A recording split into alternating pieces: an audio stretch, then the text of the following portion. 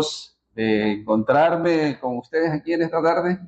En verdad es una bendición poder compartir juntos la palabra de Dios y me siento en casa, porque al verles a ustedes y compartir con ustedes, sé que son la familia de Dios, sé que son la iglesia de Cristo, pero en realidad nos une y nos conecta algo muy especial. Hemos compartido nuestra historia y ha sido una bendición poder compartir con ustedes durante mucho tiempo.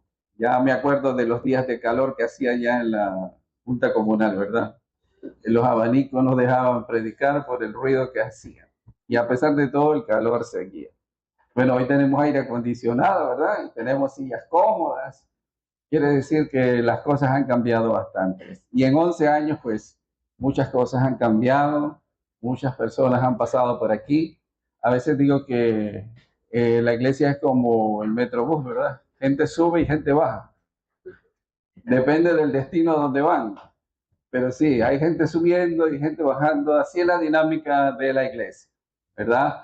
Algunos han quedado, otros van a otros lugares y siguen sirviendo al Señor y siguen buscando al Señor, y eso también es una bendición y ese es parte del proceso. Y en esta tarde pues me encuentro acá para hacer lo que me gusta, poder compartir con ustedes este tiempo en la palabra de Dios, y una de las cosas que más disfruto pues es hablar del discipulado. El discipulado es definitivamente que la visión revolucionaria de la iglesia. A veces como iglesia podemos conformarnos a tener el compañerismo, a disfrutar del compañerismo y todo lo demás, pero si no tenemos claro el enfoque del discipulado, ese compañerismo no nos lleva muy lejos. Muchas veces nos hace falta la dirección de la importancia del discipulado en nuestras vidas. Para nosotros, digo, para mi vida en el ministerio, fue en un tiempo muy especial cuando nosotros empezamos a tener contacto con la iglesia de Kansas. Tuvimos una oportunidad muy especial de aprender con ellos la importancia del discipulado y entender esto de la filosofía del discipulado y cómo esto debe impactar nuestra vida y la vida de la iglesia. Desde entonces no creo que seguí siendo el mismo. Eso cambió mi vida de manera rotunda, mi ministerio y las formas de hacer las cosas. Así que al querer compartirles hoy acerca del discipulado, pues quiero que piensen en eso y que ustedes puedan dimensionar lo que Dios puede hacer a través de su vida por medio de lo que es el discipulado. Y en el día de hoy y el día de mañana vamos a estar hablando sobre el discipulado y vamos a estar abordando dos grandes temas que son importantes en el discipulado. Hoy vamos a ver las 7 etapas del discipulado y mañana vamos a ver las 4 metas del proceso del discipulado, para explicar un poquito a la iglesia, porque sé que ya tiene un equipo de trabajo que más o menos está trabajando en la dirección de establecer el compromiso de llevar el discipulado a cada uno de ustedes. Bueno, valdría la pregunta para hacerlo: ¿quiénes aquí han sido discipulados? Discipulados. No estoy diciendo quiénes aquí han pasado por lecciones de discipulados, estoy diciendo quiénes aquí han sido discipulados. ¿Entienden la diferencia? Hay una diferencia enorme entre decir que hemos sido discipulados porque pasamos por lecciones de discipulado a decir hemos sido discipulados. Porque el discípulo tiene un principio y una meta. El discípulo tiene un principio y una meta, y eso pues voy a írselo mostrando poco a poco a medida que vamos a ir desarrollando el tema de hoy. A ver cómo me va con la tecnología. Cuando nosotros hablamos de discipulado, a su mente viene una imagen. ¿Qué imagen es? Ustedes se plantean una imagen. ¿Qué imagen será la que, cuando hablamos de discipulado, de qué hablamos? Yo voy a ponerles dos imágenes allí para que ustedes se hagan la idea de más o menos qué dirección llevamos en el tiempo de hoy. Pero sí, cuando hablamos de discipulado, hablamos tal vez de alguien que es un seguidor, de un pupilo, de alguien que estamos entrenando, de alguien que está en un proceso de crecimiento en la vida espiritual, etcétera, etcétera, etcétera. ¿Verdad? Y eso podemos hacerlo a nivel de jóvenes, a nivel de varones, a nivel de damas, a nivel de toda la iglesia podemos hacerlo. Pero seguramente para algunos la imagen que viene es, bueno, cuando el Señor Jesucristo reunió a los discípulos y tenía toda la multitud y les dio pan y comida, ¿verdad? Les dio los peces y la comida. Qué bueno disfrutar de la comida del Señor. Es muy rico sentarse allí donde está usted para disfrutar de la comida del Señor, ¿o no? A mí me gusta hacerlo. Yo soy pastor, pero a mí me gusta sentarme para que también me prediquen a mí, ¿verdad? Ya en mi iglesia casi no predico. No, estoy predicando un domingo al mes, así que hay otros que están predicando. Y ese es parte del proceso discipulado. No podemos pasar toda la vida haciendo todo, ¿verdad? Tenemos que ir delegando y que otros tomen responsabilidades en el ministerio. Sí, estoy haciendo otras cosas en el ministerio, pero ahorita estoy predicando, así que invítenme más acá. La otra imagen es de alguien echando la red, ¿verdad? Para pescar. ¿Cuál es la diferencia?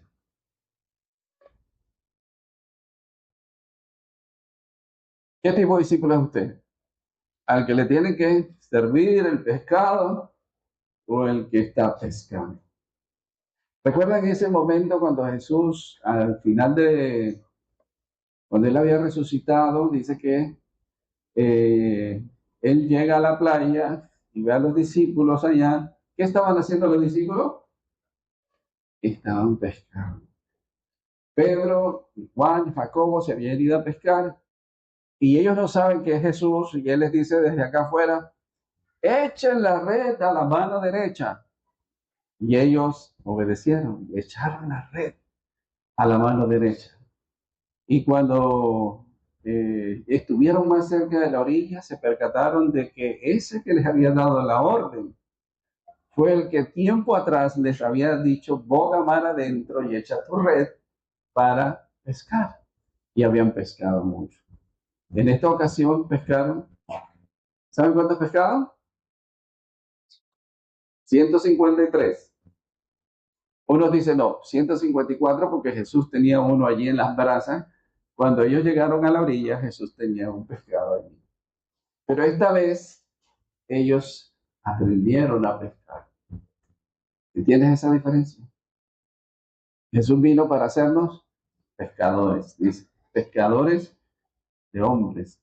Esa es la vocación, ese es el ministerio, que nosotros somos ganadores de almas y que nosotros le llevemos de la mano hasta que ellos puedan hacer lo mismo y puedan repetir el proceso. ¿Qué iglesia queremos ser? Esa es una pregunta que tal vez ustedes se han planteado, los líderes, ¿qué iglesia queremos ser? Bueno, cuando decimos esa pregunta pensamos en el futuro, ¿qué iglesia queremos ser de aquí a 5 años, de aquí a 10 años? Seguramente de aquí a 5 años no se ven aquí en este local, se ven cambiando de local, con más miembros en la iglesia, con más discípulos, con más estudiantes yendo a estudiar a Argentina, a México o a CDI, quién sabe qué. ¿Cierto? ¿Se ven así? Díganme la verdad, ¿se ven así o no se ven así? Los veo así como un poco serio. Mira, eh, valorando lo que dice la palabra de Dios, y voy a pedir que me ayuden con esa lectura que está allí. Hay dos tipos de iglesia que podemos ser. Podemos ser una iglesia madura o podemos seguir siendo una iglesia inmadura. Eso no es nuevo porque en la escritura nosotros encontramos de la palabra de Dios que hablan de estos términos de, por ejemplo, de varias iglesias. De la iglesia de Corinto se dice, Pablo dice, en 1 Corintios 3:1. ¿Quién lo puede leer? 1 Corintios 3:1. ¿Cómo era esta iglesia? ¿Cómo la califica Pablo? Eran niños en Cristo. Dice, no pude hablarles como a espirituales, sino como a niños en Cristo. O sea que todavía eran bebés espirituales. Bebés espirituales. O sea, si todavía estamos insistiendo sobre los mismos fundamentos de la fe cristiana, con los mismos creyentes y no avanzamos, entonces hay un problema con la iglesia, ¿verdad? La iglesia se está quedando con una mente infantil. Y eso pasaba con la iglesia de Corinto. Y el pastor entonces tiene que ser las veces de nodriza, estar cuidando bebés, ¿verdad? Junto con los líderes están entonces cuidando niños o bebés espirituales. No solamente el cuidarlos, sino todo lo que eso significa, que eso también trae problemas a la iglesia. Cuando una iglesia se queda estancada en su edad de crecimiento, es una iglesia que empieza a crear problemas, como la iglesia de Corinto. La iglesia de Corinto, ustedes pueden leer en la página de la primera carta de Corinto la cantidad de problemas que tenía la iglesia de Corinto, empezando con divisiones, problemas relacionales, problemas doctrinales, etcétera, etcétera, etcétera. ¿Verdad? Todos esos problemas se generan porque no se avanza a un proceso de madurez. Y también en el libro de Hebreos, el escritor de Hebreos habla a los creyentes a quienes él escribe y les dice cómo eran ellos. A ver si me pueden leer también ese pasaje. Hebreos 5, 12 al 14.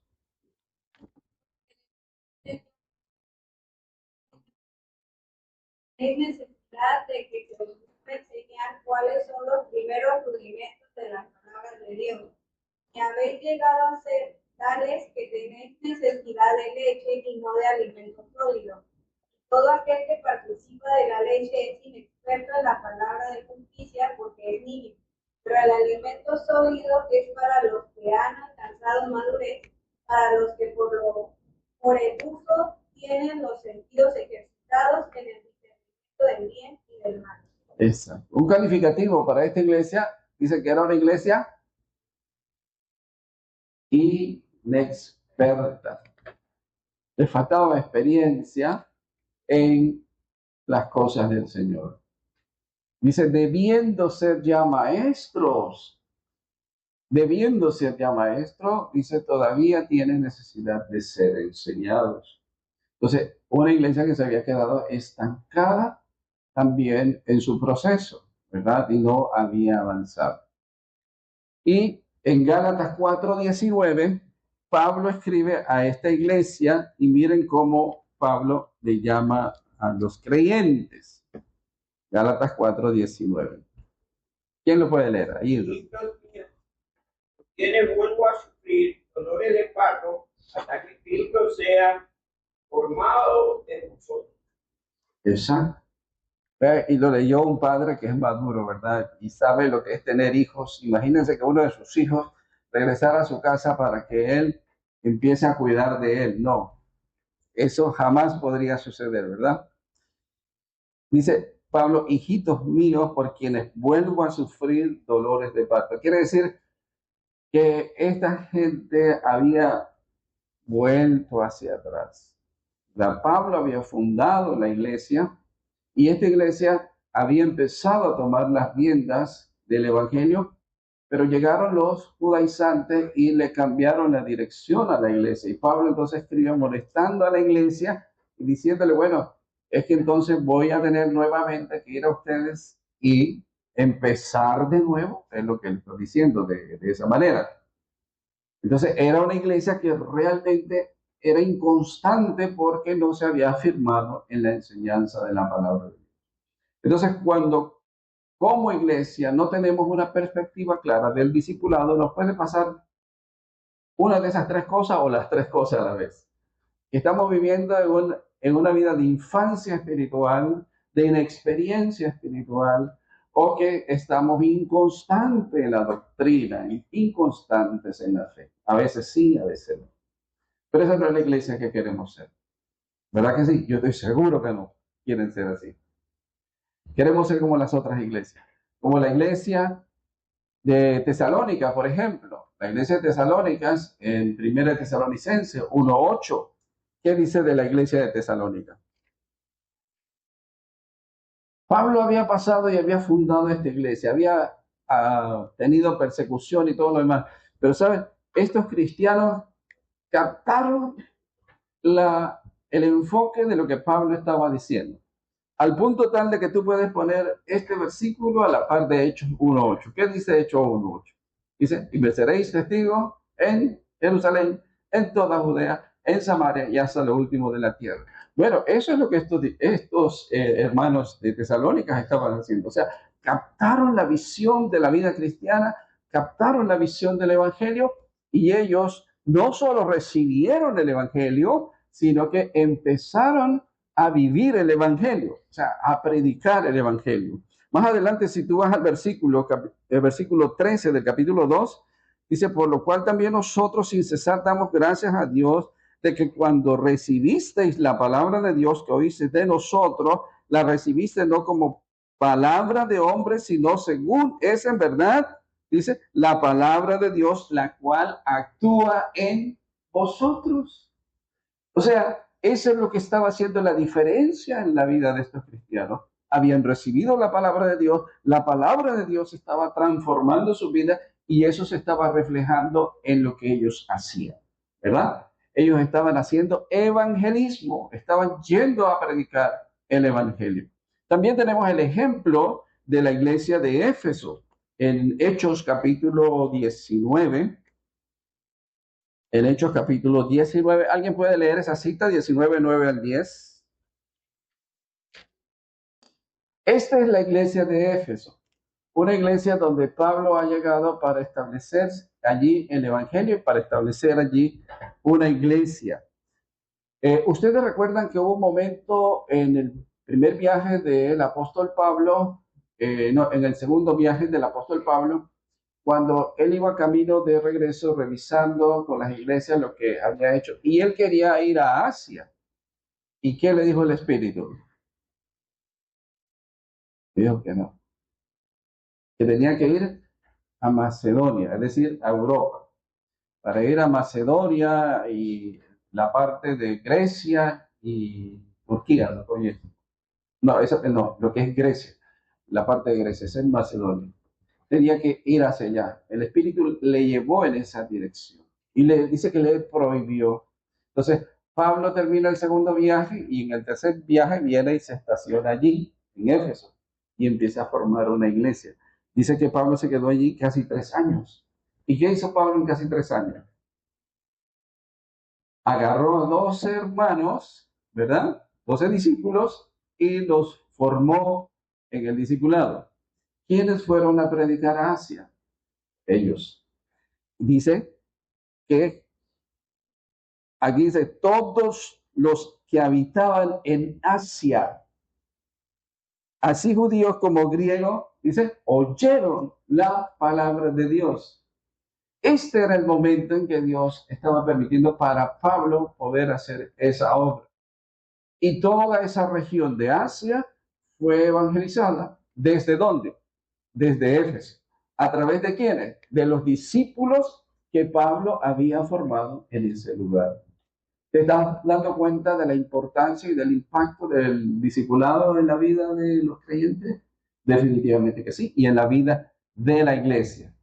Si estamos enfocados en el evangelismo, el discipulado y las misiones, definitivamente que eso nos proyecta en la dirección de lo que Dios quiere para nosotros. Filipenses 4:15, un pasaje conocido por ustedes, y el testimonio también de esta iglesia de Filipo, cómo se identificó con Pablo desde el comienzo, dice, de la predicación del evangelio. ¿Quién lo puede leer? Sabéis también vosotros, oh filipenses, que al principio de la predicación del evangelio, cuando partí de Macedonia, una iglesia participó conmigo en razón de dar y recibir, sino vosotros. Exacto. Entonces, esta iglesia y las iglesias de Macedonia, la iglesia de Macedonia era la iglesia de Berea, la iglesia de Filipo y la iglesia de Tesalónica, la de esa región de Macedonia. Eran iglesias que realmente abrieron su corazón a la palabra de Dios y eran iglesias que realmente fueron modelos y ejemplos. Ejemplos. La iglesia de Filipo, este es el testimonio que Pablo da de ella, dice que desde el principio de la predicación ninguna iglesia participó, dice, con él en razón de dar y recibir. Quiere decir que esta iglesia estaba apoyando el ministerio de Pablo desde que él pasó por allí la primera vez. Se identificaron con el ministerio de Pablo y entendieron la importancia de eso. Seguramente tú no podrás ir tan lejos a ir a predicar el evangelio, pero otros sí pueden hacerlo. Y cuando enviamos a un misionero o sostenemos un misionero, nosotros estamos apoyando esa obra misionera que se está haciendo. O sea, la iglesia tiene que tener ese panorama, ese enfoque de poder ver más allá de nuestras cuatro paredes. Aunque estemos aquí, un grupo pequeño, pues otros pueden estar mucho más allá también predicando el evangelio. Y ese es el enfoque que la palabra de Dios nos muestra. Bien, recordando el pasaje que nos lleva a la responsabilidad de la gran comisión, estamos en Mateo capítulo 28. Es tremenda esa responsabilidad que el Señor le deja a la iglesia, que le deja a los discípulos y también para nosotros. ¿Cuál es el mandamiento principal ahí en ese pasaje?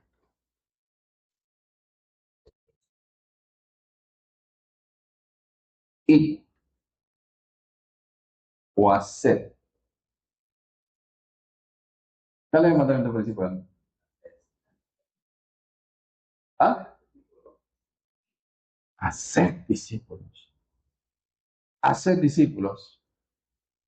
Los que saben griego dicen que es yendo a ser discípulos. Pero el verbo principal es hacer discípulos. A veces algunos han entendido que es ir y van a pasear y vienen y van a pasear y siguen paseando, pero no hacen discípulos. Porque el mensaje es hacer discípulos, no ir a pasear, no ir a turistear. Es hacer discípulos. Y ahí en ese pasaje están contenidos los 5 objetivos de los que luego vamos a hablar, los 5 objetivos de ministerio que la iglesia local debe tener. Pero basta decir en este momento que el mensaje principal es que nosotros hagamos discípulos. Entonces, ya puedes ir reflexionando y preguntarte, bueno, ¿y yo qué discípulo estoy haciendo? En este momento podrías preguntarte, ¿en este momento tengo a alguien a quien yo estoy discipulando? Debe ser una responsabilidad ininterrumpida en nuestra vida que estemos haciendo discípulos. Si ya terminaste con uno, pues empieza con otro y sigue con otro y sigue con otro. ¿Sí? Pero debemos estar haciendo discípulos. Así nos damos cuenta que muchas veces, como iglesia, lo que pasamos es ocupados en muchas actividades, pero no haciendo lo que realmente el Señor nos mandó a hacer, que era hacer discípulos. ¿Sí? Hacer discípulos es lo que tenemos que estar haciendo. Miren, la palabra discípulo, alguien las contó. Alguien dice que son 261, otro dice que son 255. La palabra discípulo o aprendiz, como aparece en la Biblia, aparece 200, digamos 255 veces. En los libros de los evangelios y también en Hechos.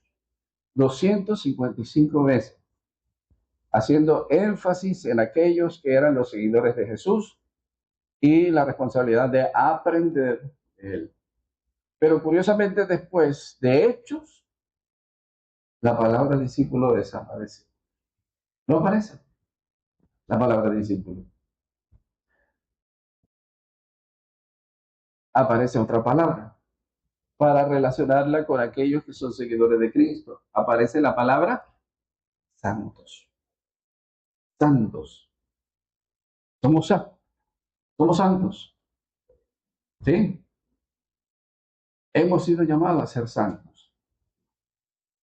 De allí, nosotros entendemos la importancia que esto significa para nosotros. Un discípulo es un seguidor, pero tiene que llegar a ser ¿qué?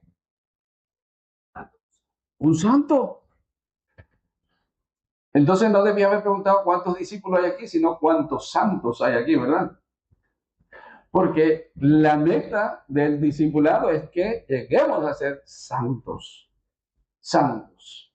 Santos en la vida práctica. Yo sé que lo somos posicionalmente cuando recibimos a Cristo, pero tenemos que ser en la vida práctica, tenemos que ser santos.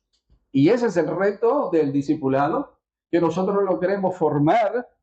En ese proceso, nosotros lo queremos formar hombres conforme al carácter de Cristo, santo.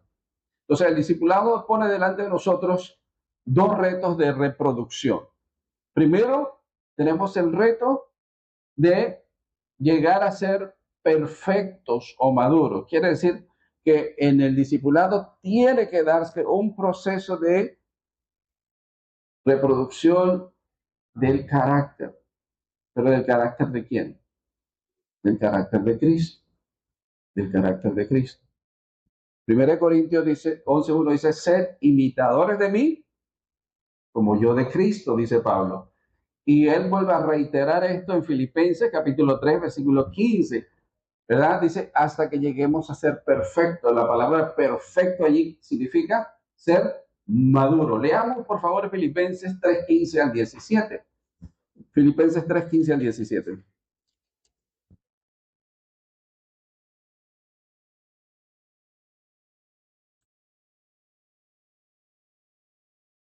¿Quién lo tiene? Léalo, 3:15 al 17. Así que todos los que somos perfectos, de otra cosa sentís, esto también os lo revelará Dios. Pero en aquello que hemos llevado, sigamos una misma regla, sigamos una misma cosa. Hermanos, sed imitadores de mí, mirad a lo que así se conducen, según el ejemplo que tenéis en nosotros. Exacto. Dice que debemos llegar a ser perfectos, maduros, ¿verdad? Y cuando llegamos a esa madurez, dice, conducirnos así de esa manera. Esa es la meta. O sea, quisiéramos tener siempre en la iglesia creyentes que estén en ese proceso hasta llegar a la madurez. Claro, la iglesia es una dinámica constante. Van a haber niños, van a haber jóvenes y van a haber adultos, hablando de la edad espiritual. Pero queremos que nadie se quede en el proceso, sino que avance y siga hasta el proceso. Y en ese proceso, lo que estamos buscando es que tiene que haber una madurez, es decir, una reproducción del carácter de Cristo. Se los voy a explicar más adelante. Tiene que haber madurez. O sea, un padre o una madre se sentirían muy preocupados si su hijo ya tiene 20, 21 años y todavía está comportándose como un niño. Y hoy día tenemos ese problema, ¿verdad? Los muchachos crecen, pero sentimos que no están madurando tan rápido como maduramos en tiempos pasados. Y antes de llegar a los 20 ya prácticamente estábamos tomando responsabilidades. Digo yo, trabajando y formando un hogar. Pero hoy día a los muchachos les cuesta eso porque no han madurado, no han crecido, no han crecido. O le tienen miedo al matrimonio. Una de esas, probablemente. Pero se exige que maduremos, lleguemos a la madurez. El discipulado nos desafía a eso, hacia la madurez. Lo otro es que tiene que haber una reproducción, ¿verdad?, espiritual. Es decir, discípulos deben producir discípulos. Como decía un hermano, los pastores no paren ovejas. ¿Quiénes paren ovejas? Las ovejas, ¿verdad? ¿verdad? Entonces, los discípulos tienen que reproducirse en otros discípulos. Tienen que hacer discípulos. Así es que la iglesia va a crecer, así es que la iglesia se va a fortalecer. Muy bien. Repasando, aquí tenemos entonces los 5 aspectos importantes. Del mandamiento de Mateo 28 se desprenden los 5 objetivos fundamentales de lo que nosotros como iglesia tenemos que estar haciendo. ¿Cuáles son estos 5 objetivos? Ahí están mencionados.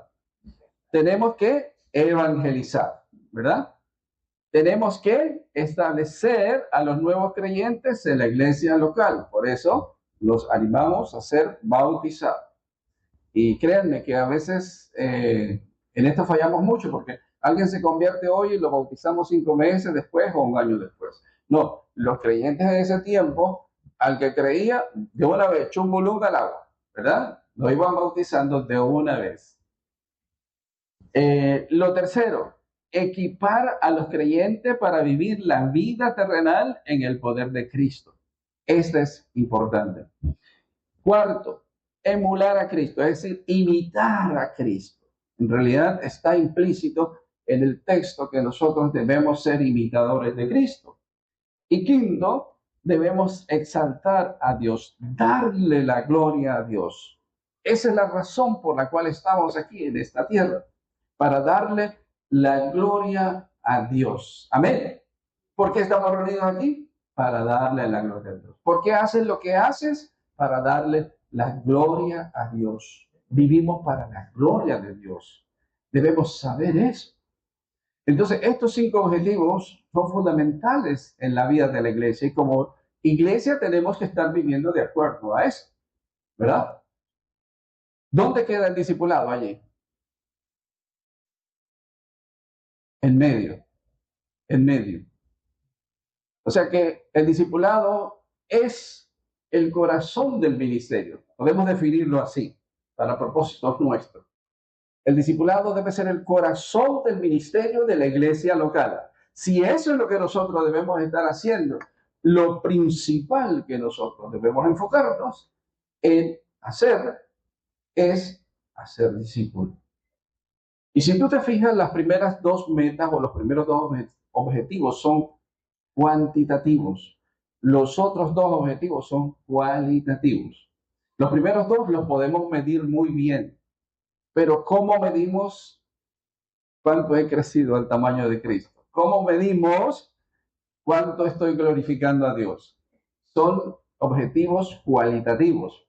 Muchas veces como iglesia, esos 2 objetivos nos cuestan porque es más fácil enfocarse en ver personas evangelizadas, personas alcanzadas, personas bautizadas. Podemos contabilizarlas. Y creemos que hasta ahí llegó el ministerio. No, si no hacemos el discipulado, no vamos a tener personas que están imitando a Cristo, que están creciendo a la estatura de Cristo, y mucho menos personas que estén dándole la gloria a Dios. ¿Me explico? Es entonces necesario que nos mentalicemos que no podemos seguir adelante como iglesia si no estamos haciendo el discipulado tal como lo enseñó el Señor Jesucristo. Ahora sí hice la introducción y aquí estamos listos para empezar. Ya te expliqué y te convencí de que el discipulado es importante. ¿Sí es importante? Espero que sí. Espero que sí. A mí me tomó mucho tiempo hacerme consciente de eso y espero que a ti no tanto. ¿Verdad? Los pastores a veces somos muy reacios porque pensamos que es un programa más, que se trata de un invento nuevo, pero no, esta es la palabra de Dios y esto es lo que se enseña la palabra de Dios. Así que les voy a explicarles ahora, es sumamente importante, ustedes van a abrir sus ojos y van a abrir su corazón, porque al final de hoy, yo quiero que ustedes me digan en qué etapa, o sea, no les voy a preguntar, pero ustedes podrían decirse a ustedes mismos en qué etapa estoy yo como discípulo de Cristo. Amén. O sea, tú podrías decir, yo estoy aquí, o yo estoy acá, o yo estoy acá. Esas 7 etapas del ministerio, ese no es un invento mío. Esas 7 etapas del proceso del discipulado son sumamente importantes para que nosotros podamos recordarlas y las podamos tener en mente. Eso es lo que el Señor Jesucristo enseñó. Eso es lo que los discípulos vivieron. Y es lo que hemos aprendido que nosotros tenemos que hacer en cuanto a lo que es el enfoque del discipulado. El discipulado empieza con una vida de arrepentimiento.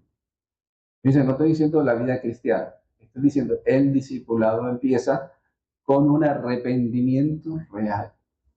Luego, un conocimiento revelado, una aplicación realista de la vida cristiana, una responsabilidad reconocida públicamente, una consagración resuelta, un liderazgo responsable y una visión revolucionaria. Hasta el momento no sabes qué significa todo eso, pero te lo voy a explicar uno por uno para que puedas captarlo, para que puedas entenderlo. Y es parte del desarrollo.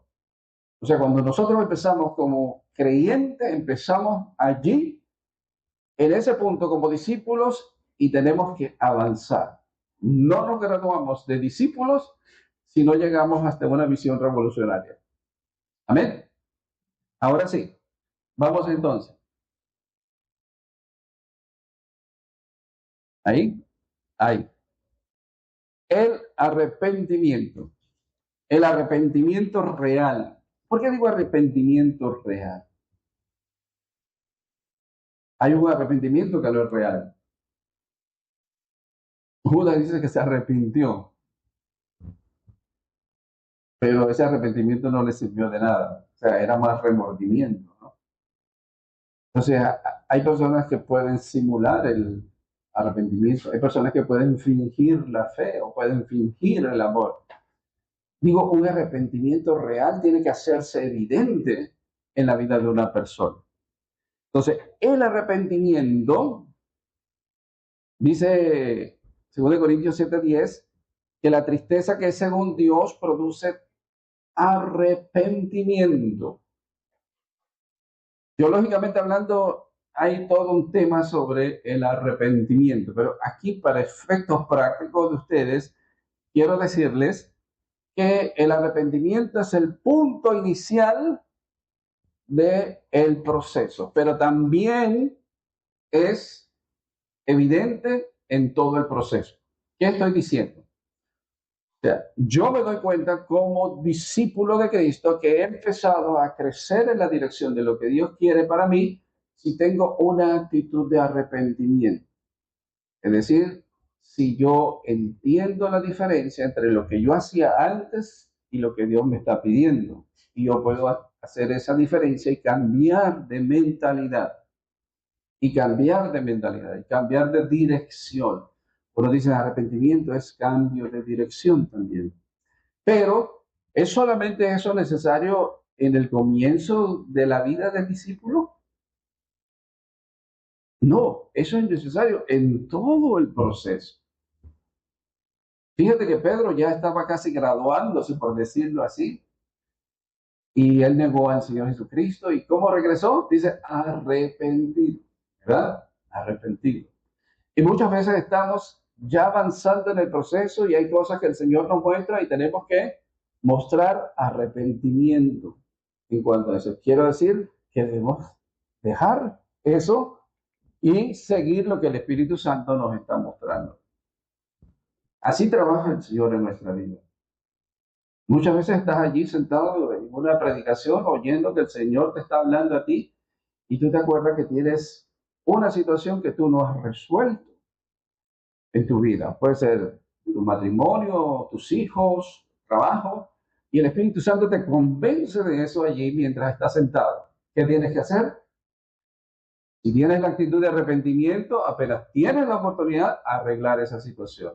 Entonces, ese discípulo es sensible y está siguiendo la dirección que Dios le está marcando. ¿Sí me explico? Eres tú un discípulo que cuando estás oyendo la palabra de Dios y Dios te muestra algo, inmediatamente tú dices, Señor, lo voy a cambiar. Así debe ser.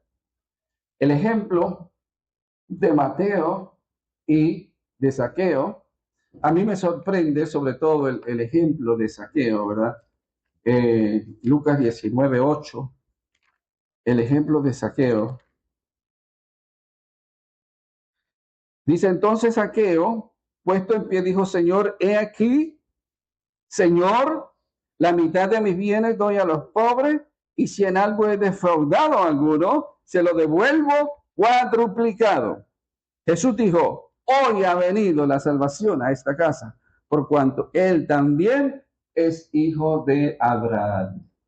Ya Zaqueo entendió que seguir a Jesús marcaba una diferencia, tenía que marcar un cambio en su vida. Y él estuvo dispuesto a hacerlo inmediatamente. Ahí es donde nos damos cuenta de por qué algunos discípulos progresan más rápidos que otros discípulos. Porque a algunos discípulos les cuesta más llegar a ese punto, o sea, de reaccionar inmediatamente a la palabra de Dios, o a lo que el Señor Jesucristo, o a lo que el Espíritu Santo le está marcando. Les cuesta reaccionar, o dan vuelta, o están luchando con su orgullo, o están luchando con algo en su vida y les cuesta, y dan vuelta y dan vuelta. Pero el discípulo que es sensible al Señor responde inmediatamente, así como lo hizo Zaqueo, inmediatamente. Oyes la palabra de Dios y pones en práctica la palabra de Dios en tu vida. Así lo hizo Zaqueo. Entonces, el arrepentimiento es ese cambio de dirección producto de una convicción interna. O sea, no es una manipulación, no es una presión, no es una obligación. Es el Señor está trabajando en el corazón. O sea, acuérdate que el Espíritu Santo nos fue dado y vino al corazón para convencer de pecado, justicia y juicio. Entonces, Él actúa en nuestro corazón y produce ese convencimiento. La respuesta nuestra es el arrepentimiento. El arrepentimiento. Entonces, actuamos de esa manera y vivimos de esa manera. O sea, lo que estamos diciendo es que tenemos que llegar a un cambio de valores en nuestra vida. A un cambio de valores. Primero de Tesalonicenses 1:9. ¿Alguien lo puede leer? Un cambio de valores en nuestra vida. ¿Quién lo tiene? 1:9. Porque ellos mismos cuentan de nosotros la manera en que convertisteis, cómo os convertisteis de los ídolos a Dios, para servir al Dios vivo y verdadero. Amén. Dice que ellos se arrepintieron. Ahí la palabra es conversión.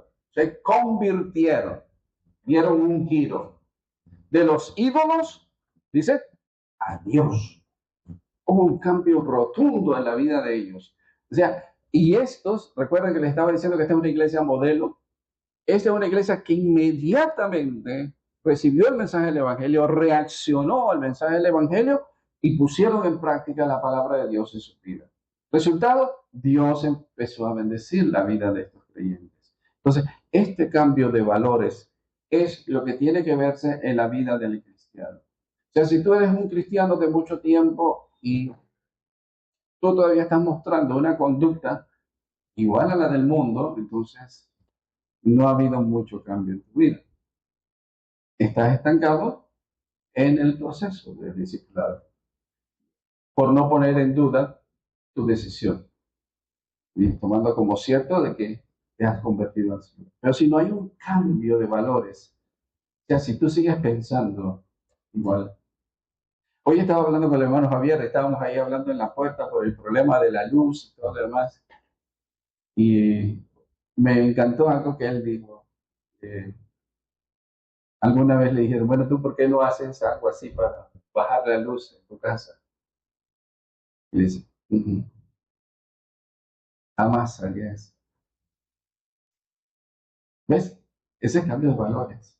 O sea, alguien que tiene los valores del Señor sabe lo que tiene que hacer, discierne la voluntad de Dios e inmediatamente actúa de acuerdo con la palabra de Dios. Pero si tú estás luchando con cosas todavía que tienes pegadas del mundo, entonces todavía estás trabajando en eso y te cuesta, ¿verdad? Pero ese es parte del proceso. El Espíritu Santo obra en nuestra vida para que nosotros reaccionemos. ¿Estamos claros? Esa es la primera etapa. Cuando Jesús estuvo compartiendo con los discípulos, Él los llamó al arrepentimiento, ¿verdad? le llamó a una vida de arrepentimiento. Ellos se sintieron desafiados por la vida de Jesús, por el carácter de Jesús, y entendieron que eso era lo que tenía que suceder en su vida. Lo segundo es un conocimiento revelado. Jesús dijo, separado de mí, nada podéis hacer. Separado de mí, nada podéis hacer. En esta etapa del discipulado, es cuando Jesús se da a conocer a su discípulo, pero lo hace a través de sus obras. Mira lo que dice Juan 2:11. Juan 2:11. Dios se da a conocer. Dios se da a conocer a través de sus obras. Dice que los cielos cuentan la gloria de Dios y el firmamento anuncia las obras de su mano. Todo lo creado nos da un testimonio de la gloria de Dios y nosotros deberíamos estar agradecidos a Dios y dándole la gloria a Dios por eso. Pero en la vida y el ministerio de Jesús, ellos empezaron a ver las obras de Jesús y a reconocer que se trataba de alguien diferente, ¿verdad? ¿Qué dice el pasaje? Juan 2:11. Ya le hizo Jesús en Caná de Galilea y manifestó su gloria y los creyeron en él. ¿Qué dice? Que manifestó su gloria y sus discípulos creyeron en él. ¿Y qué fue lo que hizo Jesús ahí? Transformó el agua en vino. Y ellos creyeron en él. O sea, este principio de señales estaba haciendo Jesús para toda la gente que lo vio, pero principalmente para los discípulos. Estos que estaban empezando con él, para que le reconocieran. ¿Para qué es lo que es importante en esta etapa? O sea, en esta etapa de conocer. Nosotros tenemos que conocer quién es Cristo. ¿Quién es Cristo? Fíjate, dice Juan 1:40-41. Dice que Andrés, hermano de Simón Pedro, era uno de los dos que habían oído a Juan y habían seguido a Jesús. Este halló primero a su hermano Simón y dijo, hemos hallado al Mesías, que traducido es el Cristo. Hemos hallado al Mesías. Y le trajo a Jesús, y mirándole Jesús, dijo, tú eres Simón, hijo de Jonás, tú serás llamado Cefas, que quiere decir Pedro. El siguiente día quiso Jesús ir a Galilea, y halló a Felipe, y le dijo, sígueme. Y Felipe era de Betsaida, la ciudad de Andrés y Pedro. Felipe halló a Natanael y le dijo, hemos hallado a aquel de quien escribió Moisés en la ley, así como los profetas, a Jesús, el hijo de José de Nazaret. Conocer a Jesús. La pregunta, ¿tú como discípulos conoces a Jesús en tu vida práctica, en tu día a día? ¿Conoces quién es Jesús? O sea, ¿tú ves a Jesús en lo que Él hace en tu vida? ¿Lo que está haciendo en tu vida? Y tú puedes decirle, gracias Señor, gracias por lo que tú haces en mi vida. Y tú conoces que Él está allí en cada momento de tu vida. Físicamente Él no está ya con nosotros, pero Él está presente para los discípulos, para la iglesia. Él está presente, ¿verdad? En medio nuestro. Y nosotros tenemos que aprender a reconocer quién es Él. ¿Y quién es Él? Es el Hijo de Dios, es Dios mismo, es el Todopoderoso, ¿verdad? Es Dios en toda su esencia. Ese es el testimonio que Pedro da en Mateo 17, 13 al 20. Dice, tú eres el Cristo, el Hijo del Dios viviente. ¿Eso es Cristo para ti? Muchos otros entienden que Cristo es un profeta, es un buen hombre, pero para ti, ¿quién es Cristo? Tiene que ser realidad lo que la palabra de Dios dice. Cristo tiene que ser para ti el Hijo de Dios. Tiene que ser el Dios vivo, encarnado. Y tiene que ser de quien dice la Escritura, separados de mí, nada podéis hacer. Tú no puedes hacer nada separado de Cristo. Tienes que permanecer ligado a Cristo. Como discípulo, tienes que permanecer ligado a Él. Entonces, al conocer a Cristo, nosotros comprendemos la realidad que necesito depender de Él. El discípulo, cuando está comenzando, él necesita asirse de algo firme. Y no es la iglesia, no es el discipulador, debe ser Cristo. Debe ser Cristo. Juan el Bautista había hablado de que Cristo vendría, que el Mesías vendría. Cuando Juan el Bautista dice, he ahí el Cordero de Dios que quita el pecado del mundo, inmediatamente, dice, esos dos discípulos, que fueron los dos primeros discípulos que tuvo Jesús, inmediatamente lo siguieron, porque ya tenían la expectativa de que el Mesías vendría, entonces lo reconocieron inmediatamente, lo siguieron. Entonces, el discípulo aprende a vivir esa realidad de quién es Jesús y a seguirle, porque Él es nuestro Salvador. Él es nuestro Salvador. Pero ya hay otros ejemplos más que encontramos en la palabra de Dios, que se mencionan en este proceso, ¿no? La mujer samaritana, por ejemplo, la mujer samaritana creyó y llega el momento en esa conversación y él le dice, yo soy el que habla contigo. Inmediatamente toda su vida cambió en ese momento. Y ella fue corriendo a testificar de Cristo a su pueblo y vinieron todos y daban testimonio por lo que estaban viendo. O sea, ese es Cristo. Para ti, ¿es Cristo real en tu vida? Debe ser. Debe ser. Bien. La tercera etapa es esa etapa de la aplicación de la verdad a tu vida o de la aplicación de ese conocimiento que has recibido. Debo decir que en la segunda etapa es muy importante que el discípulo obviamente esté estudiando la palabra de Dios, esté recibiendo la enseñanza en la iglesia. O sea, como discípulo no puedes vivir aislado, tienes que vivir en un ambiente que es la iglesia, donde está siendo entrenado, donde está siendo enseñado, pero donde tienes una persona que también te está guiando. De eso hablaremos mañana. La aplicación realista es que el discípulo llega a esa convicción de que tengo que imitar lo que hace mi Señor. Jesús les dijo, venid en pos de mí y os haré, dice, pescadores de hombres. Es decir, actuar en consecuencia con lo que hemos creído. Ellos inmediatamente respondieron y entendieron que tenían que involucrarse en una tarea. ¿Cuál era la tarea? Bueno, ya sabían que no era seguir pescando en la barca. Sabían que era atender a la multitud o predicarle la palabra a la multitud. En este tiempo Jesús se identifica con ellos y ellos comienzan a hablarle a sus amigos, ¿verdad? Eso es lo que hace un nuevo creyente. Después que entiende y conoce quién es Jesús, quiere decirle a sus compañeros, a sus amigos de clase, a sus compañeros de trabajo, quiere testificarle a los familiares y quiere llevar al pastor a todos lados para que el pastor le predique a los conocidos.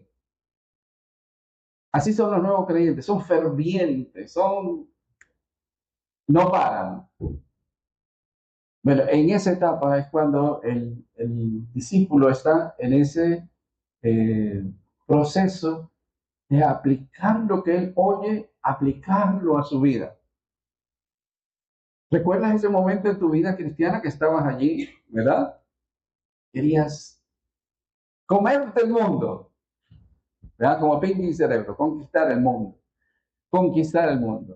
Pero querían alcanzar a sus amigos, a su círculo conocido, etcétera, etcétera. En este tiempo, fíjate que Jesús hace varias cosas con ellos. En Mateo 4:23, Jesús va con ellos y comparten el Evangelio. Dice, y recorrió Jesús toda Galilea, enseñando en las sinagogas de ellos y predicando el evangelio del reino y sanando toda enfermedad y toda dolencia en el pueblo. O sea, Jesús lo estaba haciendo con un doble propósito. Con el propósito real de predicar el evangelio, pero con el propósito práctico de enseñarles a ellos cómo se hacía. ¿Sí? Entonces, ellos están en una relación abierta todavía. Fíjate que todavía Jesús no los ha nombrado a ellos como apóstoles. Están en una relación abierta, o sea, pueden entrar o salir. Y el discípulo puede reconocer que es lo que su maestro está haciendo y entonces comprometerse y llevarlo de aquí para allá, y van con él y lo siguen, y Jesús está yendo con ellos. Era un discipulado, en verdad, era un discipulado intensivo. Hoy día los discipulados que nosotros hacemos se quedan cortos con lo que el Señor Jesucristo hacía. Era un discipulado 7/24. Los discípulos compartían con Jesús en todo momento. Y bueno, fíjate, si 7/24 y a Jesús le tomó 3 años discipularlo, a veces nosotros queremos hacer discípulos en 6 meses, ¿verdad? O en un año. No podemos hacerlo, ¿verdad? Obviamos muchas cosas, pero entender el proceso nos ayuda, ¿sí? Entonces, esta aplicación realista es el descubrimiento para el discípulo de que a él se le demanda una vida diferente y que el Espíritu Santo reside en su vida y que el Espíritu Santo le va a ayudar a vivir de esa manera diferente, aplicar la palabra de Dios. Bien, voy a llegar hasta este punto y vamos a hablar de la responsabilidad reconocida. Allí. De la responsabilidad reconocida. ¿Cuándo ocurre esto? Mateo capítulo 10, versículo 1 al 15. ¿Alguien me puede leer este pasaje? Mateo 10, 1 al 15. Este es el gran momento en la vida de los discípulos. Acuérdense que Él los llama, ellos comienzan a vivir con Jesús y a compartir con Jesús, pero no hay una responsabilidad directa todavía. Entraban y salían, entraban y salían. Y poco a poco se fueron dando cuenta que ellos querían permanecer con Él y seguían con Él. Entonces, este es el momento cuando Él los llama. ¿Alguien puede leer Mateo 10, 1 al 15? Por favor. Es un poquito largo, pero vamos a leerlo todo porque allí está el enfoque de lo que voy a explicarles. ¿Qué dice? Excelente. Es claro este pasaje porque marca en nuestra Biblia que hay un cambio en la vida de estos discípulos que estaban siguiendo a Jesús, ¿verdad? Y un cambio importante allí que se está marcando en la Escritura es que dejan de llamarse discípulos para llamarse apóstoles, ¿verdad? Y la palabra apóstoles significa alguien que es enviado. O sea, Él los está comisionando, Él los está enviando a ir a predicar. Dice que fueron a predicar a la nación de Israel, ¿verdad? A la nación de Israel. El evangelio es poder de Dios para salvación, dice al judío primeramente. Entonces, primeramente, en esta comisión que Dios les está dando, ellos tenían que ir a la nación de Israel. Tenían la responsabilidad de replicar lo que habían hecho, lo que habían visto hacer a Jesús. Tenían la responsabilidad de anunciar lo que habían escuchado y aprendido acerca del Evangelio. Eso es lo que ellos tenían que hacer. No recibieron ningún manual, ningún libro, las instrucciones fueron verbales. Él les da las instrucciones verbales y ellos tenían que ir. Y eso fue lo que hicieron. Ellos fueron a predicar, aprendiendo de esta manera que tenían que confiar enteramente en el Señor, en la provisión de Dios, aprendiendo que tenían que depender enteramente del Espíritu Santo, disponiéndose inclusive a enfrentar el rechazo, porque podían ser rechazados en este momento. Podían ser rechazados cuando fuesen a ir a predicar el Evangelio. ¿No ha sucedido cuando tú vas con la iglesia a predicar el evangelio? Pues alguien te abre la puerta muy amablemente y te escucha, pero otros te tiran la puerta, ¿verdad? Pues el discípulo tiene que aprender a lidiar en esta etapa con eso de enfrentar el rechazo. O sea, no todos en este mundo creen en Jesús ni aceptan a Jesús tal como nosotros lo reconocemos. Entonces, muchos van a estar luchando por eso y van a tal vez a sentirse en alguna manera intimidados. O sea, en este momento Jesús los suelta, les da una responsabilidad y ellos tienen que ir a cumplir. Él no iría con ellos. Ellos tendrían que enfrentar esto solo. Entonces, en esta etapa el discípulo vemos que ha avanzado y que ha madurado. Y ellos fueron, en esta primera misión, fueron 12 y fueron de 2 en 2. Fueron de 2 en 2, o sea, 6 grupos. 6 grupos. No sé en cuál iba Judas. Ese debe haber sido el grupo problemático, pero Judas iba ahí, ¿verdad? En uno de esos 6 grupos. Dice Marco que iban de 2 en 2. Más tarde no fueron 12, más tarde fueron 70, ¿verdad? Que él nuevamente los envía de 2 en 2. O sea, se fue acrecentando y multiplicando el número de los discípulos. Pero lo que estamos viendo es el proceso del discipulado, que en este momento hay un cambio en la vida de los discípulos donde ellos toman la responsabilidad de parte del Señor y dicen, sí, Señor, yo quiero hacer, ¿verdad? Y ellos van y lo hacen. Amén.